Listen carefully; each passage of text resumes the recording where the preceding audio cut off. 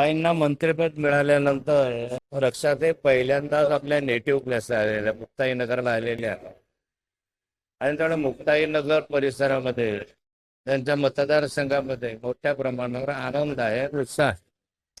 ताईंना क्रीडा आणि युवक कल्याण ह्याचं राज्यमंत्रीपद मिळालेलं आहे.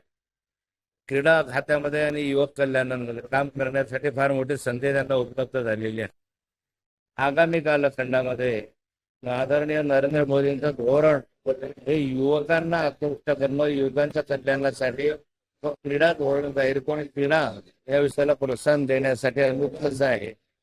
मला आनंद आहे की अन्य कुणाच्या मंत्रिमंडळात स्थान असल्यापेक्षाही मोदीजींच्या मंत्रिमंडळामध्ये रक्षाताईला स्थान मिळालं यापेक्षा मोठा अभिमानाचा आणि आनंदाचा क्षण दुसरा नाही.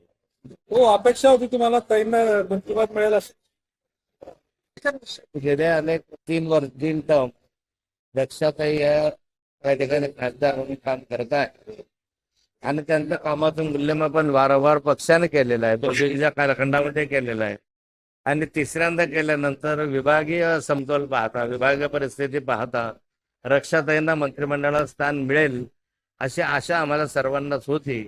आणि त्याप्रमाणे भारतीय जनता पार्टीच्या सर्व कार्यकर्त्यांनी, नेत्यांनी विश्वास ठेवला आणि मोदीजींच्या मंत्रिमंडळामध्ये रक्षाताईंना स्थान मिळालं.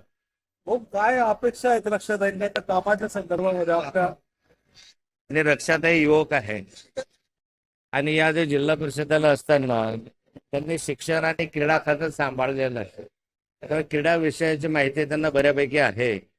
युवकांच्या कल्याणासाठी योजना युवक म्हणून त्या पुढाकार घेऊन करतील आणि युवकांना या ठिकाणी वेगवेगळ्या दृष्टिकोनातनं, रोजगाराच्या दृष्टिकोनातनं असेल, खेळाच्या दृष्टिकोनातनं असेल, ज्या युवक कल्याणाच्या गोष्टी आहेत त्या करण्यासाठी त्या प्राधान्य देतील असं मला वाटतं.